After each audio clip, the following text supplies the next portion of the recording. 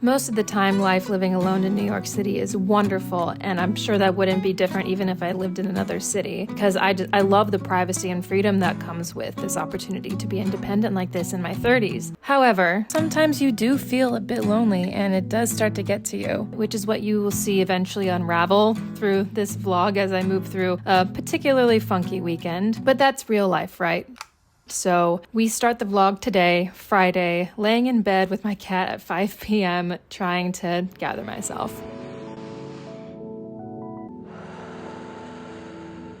Hey everyone, welcome back to the vlog. My name's Chelsea. I hate to do this, but I'm starting the vlog off on kind of a note. I was meant to do so much more than I did today, and I'm feeling really bad about it. And I just kind of got stuck in a paralysis of oh, I can't figure out a game plan, so therefore I can't do anything. I think they call it a type of executive dysfunction or something, but I'm just sitting here. Should probably be hydrating. Well, I understand that part of the reason I feel this way is because I'm not hydrated. So these are my electrolytes. Yeah, I was supposed to go on a run. I have a training run that was supposed to do yesterday, push it to today. Ended up here and feeling really angry at myself for not getting out to do it. It is what it is. Sometimes when I turn on the camera, it's me kind of giving myself a pep talk and just helping me accept where I'm at in the day so I can move forward. And it's helpful to film it, I've learned. So that's why we're doing this. But tonight I have a dinner with a friend. So I think what's going to help me now is just to let go of the run for today. It's fine. Second game plan is to stay off the phone, not checking anything. Take a shower and go from there. Sorry for the downer intro, but yeah, it's real life.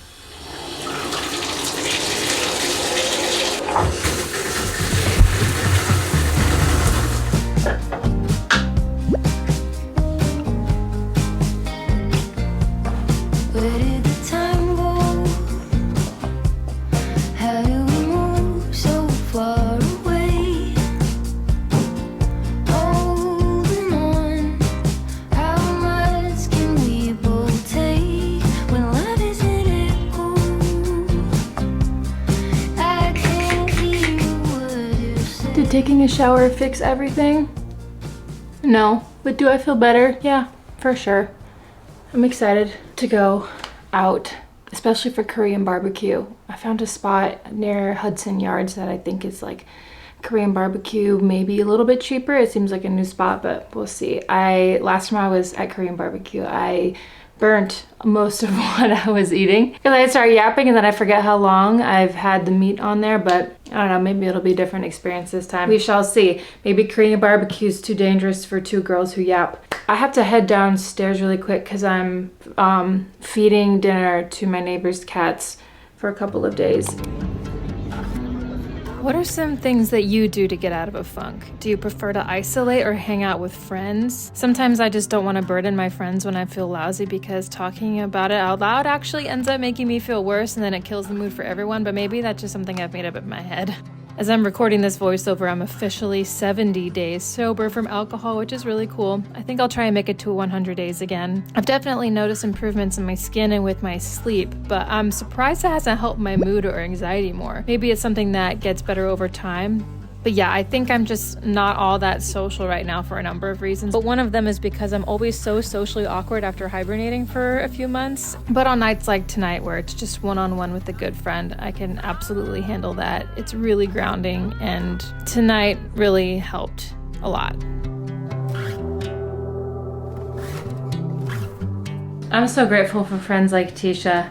Well, for one, who are amazing people and who are actually amazing friends. Love her to death. We always just have so much to talk about, and I tell you, you saw I was in a terrible mood. I just feel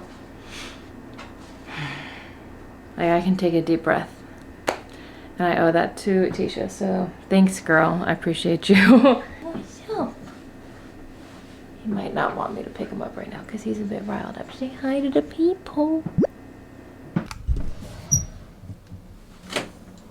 I'm learning that it's so important to prioritize in-person interactions. Obviously, it's so healing for the soul. If you also live alone, maybe you can relate that coming home after a night out to an empty apartment can feel a little too quiet, and I find that more often than not, that's the reason why I start picking up my phone to mindlessly scroll late at night, is just to fill the void. You guys know Headspace, right? They've sponsored me a couple times before, and they're sponsoring me again for this video, which I'm so grateful for. Headspace is a mindfulness app that helps build long-term healthy habits, reduce stress, find more focus, and so much more. But for me right now, they're really helping me get better sleep, and they're helping me to lean into the quiet of living alone. I've used Headspace since 2019 for their guided meditation and breath work, also their daily curated selection of all of these things. But I do realize that I have been sleeping on sleep casts, particularly when I'm getting ready for bed. I've swapped scrolling on social media to Headspace's sleep casts that feel like I'm being transported into another world. They not only help me start to wind down, but they still keep my brain occupied with visualizations that make it feel like I'm starting to enter a dreamlike state before my head even hits the pillow. They're so comforting and feel like a bedtime story. And when I say that, it's very possible that sleep casts are just meant for kids, honestly, but I can confirm that they work for adults too. Whether you need support in navigating larger or smaller life events, or just want support in achieving your goals to become the best version of yourself, Headspace is here to help. If you want to see how Headspace can be helpful for you, you can try it completely for free for 60 days. All you have to do is sign up with the link in my description box or scan the QR code on the screen. And a big thank you to Headspace for sponsoring this video.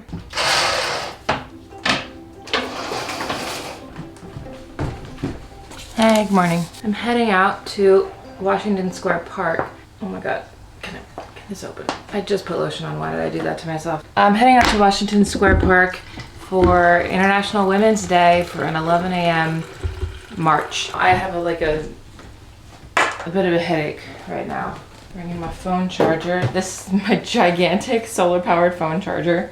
It's excessive, but it charges my phone so fast. I can't believe I put a bra on for International Women's Day. I'm almost disappointed in myself. I'm wearing a bra today. I'm not wearing makeup though, so there's that. I need to stop and get a coffee before I hop on the train. I'm probably gonna be a little bit late, but I think there's gonna be speakers before we're actually marching from Washington Square Park to Union Square. I don't know about this hair right now, but it's gonna be what it is.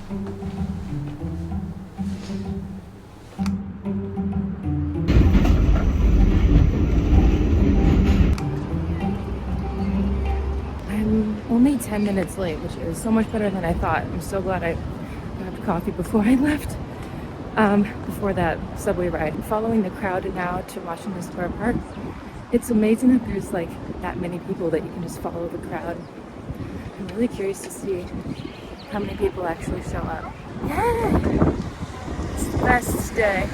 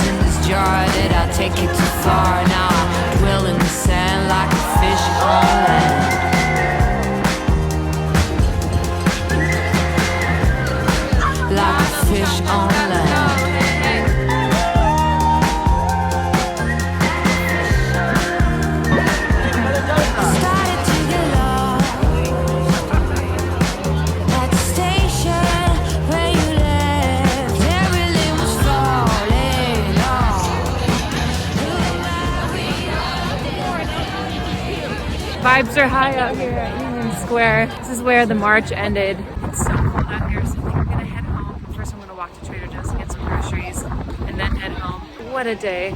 Like so much energy at the march. It's very uplifting and also like very comforting to be able to just be angry with people who are also angry, but in like a productive way. So very grateful and glad that I went out. Draw inspiration and we must draw the lessons to not repeat the same mistakes. My kitchen is so messy, I need to get my life together. What a day of resisting. What a day of groceries. I feel so fired up. On another note, Trader Joe's haul. Oh my gosh, I got eggs. A whole dozen of the pasteurized eggs. Pasture raised eggs. These were $4.99 for a dozen, but it was a limit to one per person, which makes sense. Apple, bananas, raspberries were $6, but I needed some sort of fruit. I got some waffles for breakfast carbs, frozen mac and cheese, tortillas, tomatoes. Oh, I'm looking forward to this. Blood orange mochi, yeah. Frozen blueberries, some grilled chicken for protein, orange juice, ginger shot, frozen ravioli. I'm like not feeling intricate cooked meals this week. Frozen penne. I got a bunch of my chomps for protein for after the gym. And my favorite, spicy mango. You wanna know something kind of funny? Is a couple weeks ago, I actually got about 4 days into filming what I eat in a week video, because I'd never made one before, and then I just realized like all of my meals are girl dinner. I'm just eating scraps. I feel like if you're gonna make a what I eat in a week video, it has to inspire other people with your recipes, and I was like, my video's just turning into, here's how weird my meals are. It doesn't really taste that good, so I scrapped that video. There's many videos I have scrapped, but I felt good about scrapping that one especially. Maybe I'll give it another try, but probably not.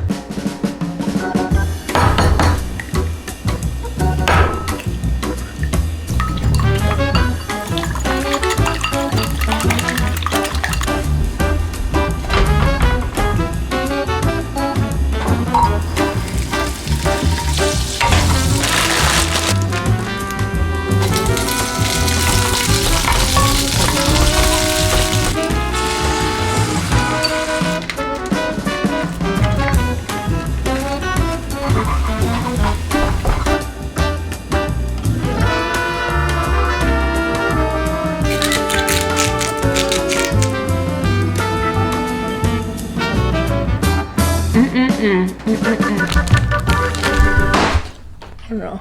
This blood orange mochi from Trader Joe's. Not only is it pretty colors, it sort of goes with my outfit too. But not only that, it's really, really delicious. How long did I sleep for? I think I passed out for about 2.5 hours. I'm a little worried that I won't be able to sleep tonight. Well, okay, I had a thought for once. I was kind of feeling like, why am I just feeling so out of it these last couple of days? I was looking back on old videos I was posting from a year ago, and I'm like, oh my god, it's March. Tomorrow's daylight savings. No! So I'm just like, oh my god.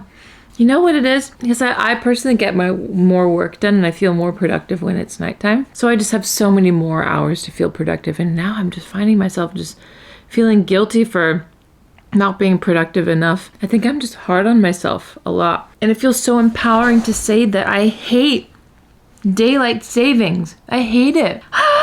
I might be the only person on the planet that hates it, but maybe I just realized I don't like March at all. I don't like the beginning of spring. In January, there's still barely any sunlight, whatever. But there's still an excuse to hibernate. And when March comes rolling around, there's just too many expectations. Oh my gosh. It is a first impulse unit.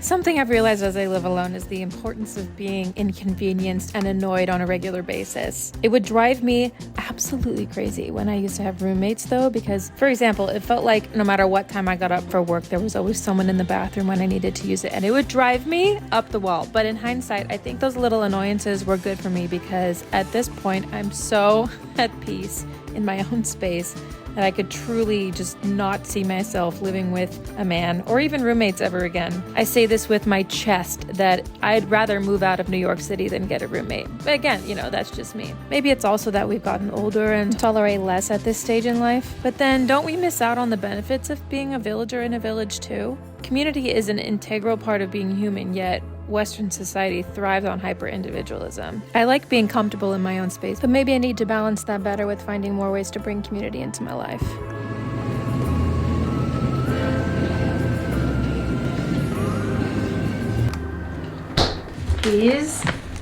These sour grapes are freaking good. I can only find them in one spot. Wow, love these. On our way to redemption, I forgot to mention that I have a strong urge, a thirst for the word. Inside daydreams, I can see past the caravans, be caught inside an oyster, shimmering, glimmering, make waves in the sky, stick my tongue out, draw a line in the sand just because I can. I'm, not perfect at cleaning things. I'm not going to take down my recycling tonight. I'm kind of doing the bare minimum.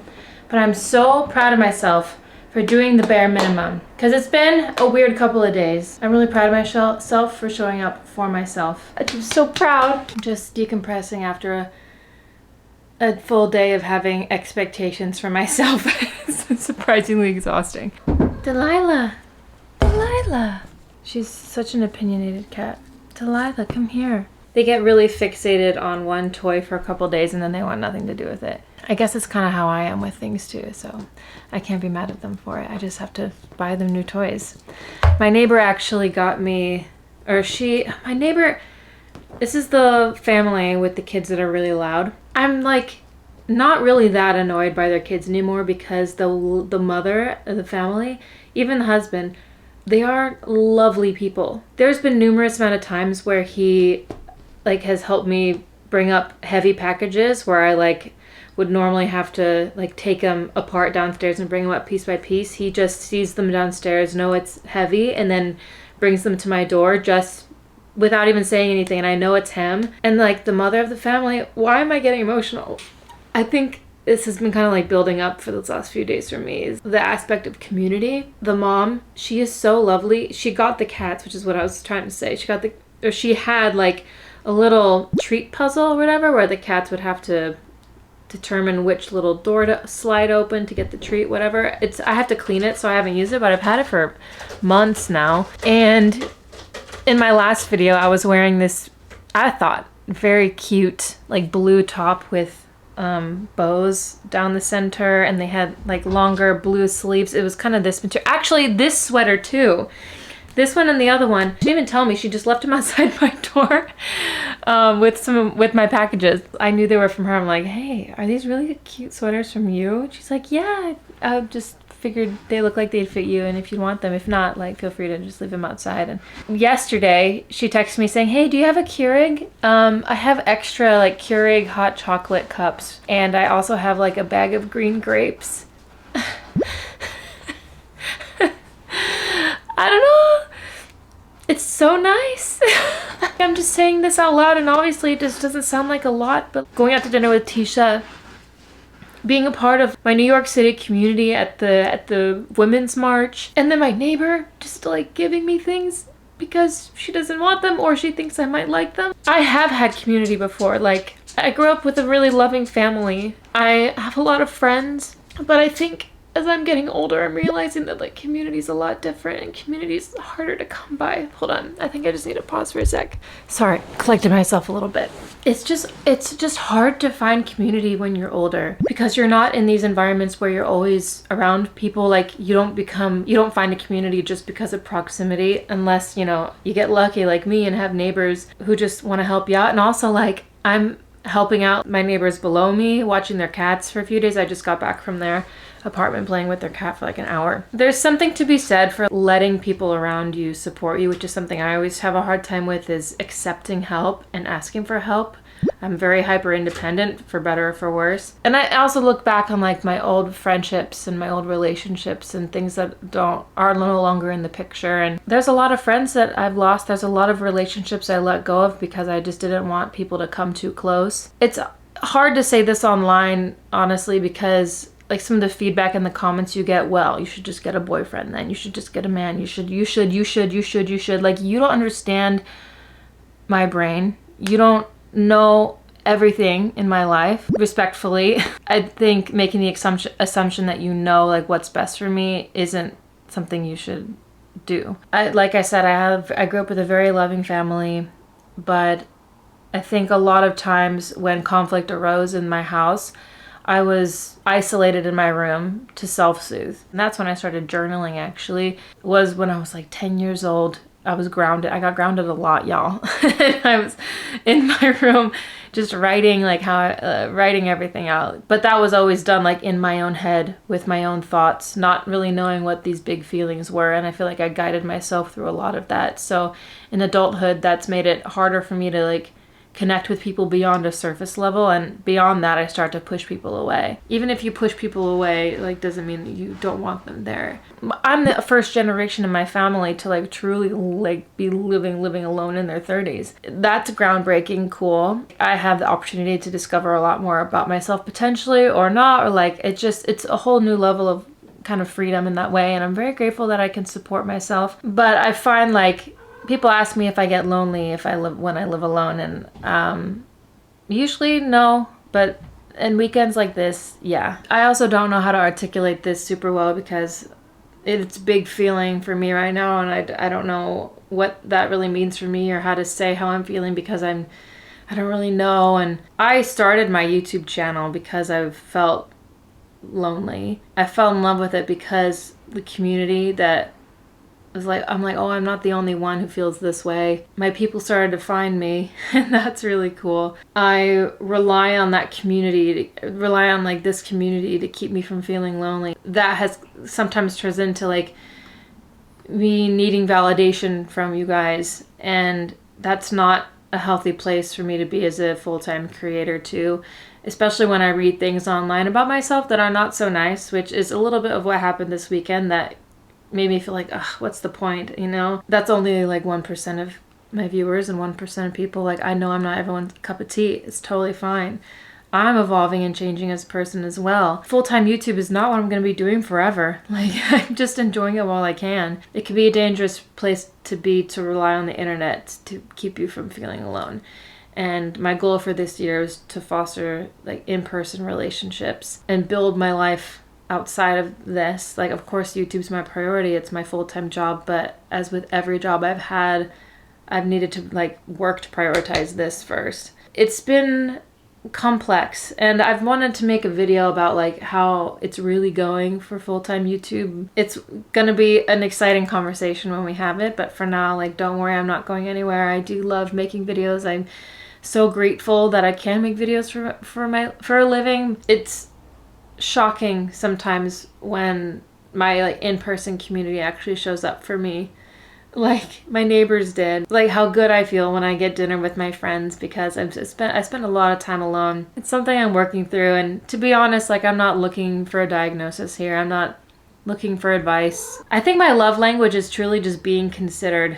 Like, that is huge. Again, I'm very hopeful about where my life is going, but that's just been what's on my mind. I needed to let that out, so thank you for listening. Okay, it's a few hours later. I feel much better, much more regulated and calm. So we're good. We're good. Nobody worry about me. We're good. I feel a little ridiculous for crying on the internet, but I'm trying not to apologize for my feelings and having feelings, and try not to be embarrassed about having those on my YouTube. I get scared of being made fun of sometimes. So yeah, anyways, I am about to go to bed. I'm just gonna take a second and clear my head. Go to bed.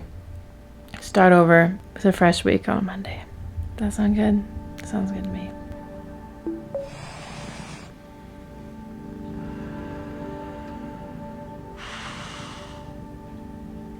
Let's all just take a collective breath. Thank you for listening. Thank you for being such an awesome community. But I appreciate your support. Always. So thank you for being here. I'll see you.